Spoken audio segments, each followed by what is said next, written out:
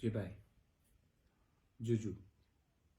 मैंने मीडिया में बहुत चीज़ सुना है कि हम लोगों को अलायंस का ऑफर मिल रहा है यहाँ से वहाँ से। मैं आप सबको एक बात आज क्लियरली बोलना चाहता हूँ। अगले 2-3 दिन के अंदर तिपरा मोथा अपना कैंडिडेट का लिस्ट फाइनल करके रिलीज करेगा।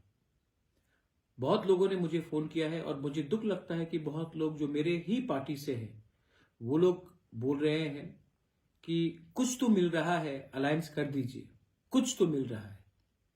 मैं कुछ तो मिल रहा के लिए मैंने तिपरा मोथा को और अपने गांव में जो हमारे गरीब तिपरासा है, जो भूखा है, जिसके पास कपड़ा नहीं है, जिसके पास घर नहीं है, वो जो आशा बनाकर बैठा है कि बुबागरा आपको कुछ देगा, हमारा देश में हमें कुछ मिलेगा 70 साल के बाद, मैं उस कुछ के लिए नहीं आया हूं।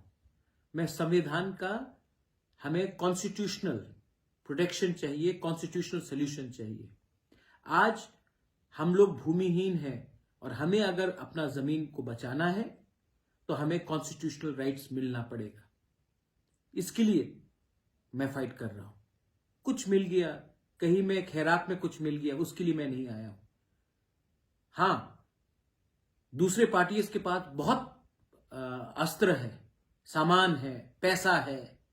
हमारे पास हमारा तिपरासा का विश्वास है और मैं अपने लिए फाइट नहीं कर रहा हूं।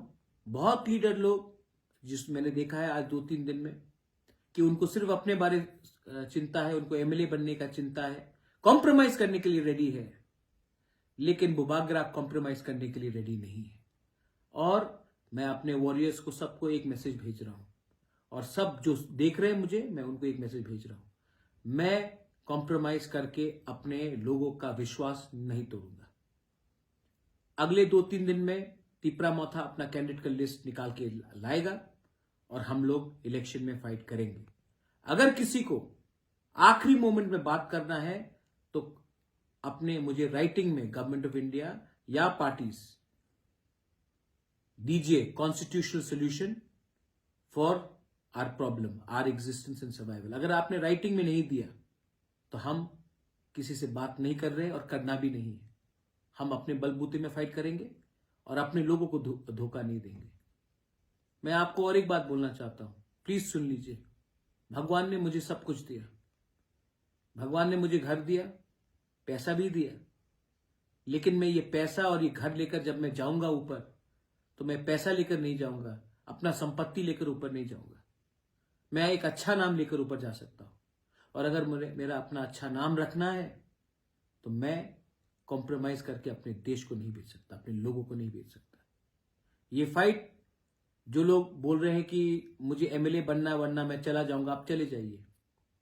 जो लोग बोल रहे हैं कि अगर आप ये करेंगे तो मुझे ये चाहिए, आपको एक बात मैं बोलना चाहता हूं कि आप लोग भी शर्म करो। ये फाइट हमारा 13 लाख लोगों का है। ये फाइट सिर्फ 20 लोगों को कहीं में पहुंचाने का नहीं है, 25 लोगों को एमएलए बनाने का नहीं है, 30 लोगों को एमएलए बनाने का नहीं है। ये फाइट हमारा अधिकार का है और ये अधिकार आपके पास तभी आएगा जब कानून बनेगा, आईन बनेगा, संविधान में बनेगा और हमें अपना प्रोटेक्शन मिलेगा। तो मैं कॉम्प्रोमाइज नहीं करूंगा। तिपरा मोथा वॉरियर्स, मैं अगले 3 दिन के अंदर, 2 या 3 दिन के अंदर मैं कैंडिडेट्स का लिस्ट निकालने वाला हूं। आप लोग रेडी हो जाइए। मत पूछिए कि कौन आपका एमएलए बनेगा, ये पूछिए कि तिपरालैंड मिलेगा कि नहीं मिलेगा, ग्रेटर तिपरालैंड मिलेगा कि नहीं मिलेगा। मत पूछिए कि ये मेरा एमएलए होगा या ये हमारा एमएलए होगा। ये पूछिए कि अगर थानसा रहा तभी 13 लाख लोगों को कुछ मिलेगा। ये फाइट 2-3 लोगों का नहीं है, ये फाइट थोड़ा वीआईपी बनाने के लिए नहीं है। ये फाइट हमारा फ्यूचर का है, ये फाइट हमारा नेक्स्ट जनरेशन का है और ये फाइट मैं अकेला लड़ रहा हूं और मैं लड़ूंगा। अगर आपको मेरा संग रहना है तो रहिए, साथ देना है तो दीजिए। और अगर आपको जैसे पहले बड़ा बड़ा बात करके, इलेक्शन के पहले कॉम्प्रोमाइज करके, सीट एडजस्टमेंट करके, लेकिन अपने लोगों का राइट्स को ना देकर आपने अगर अलायंस किया तो हमारा तिपरासा हमको कभी माफ नहीं करेगा। बेलाइनो हम बाय, थैंक यू, खुलुंखा, पत्रुतु।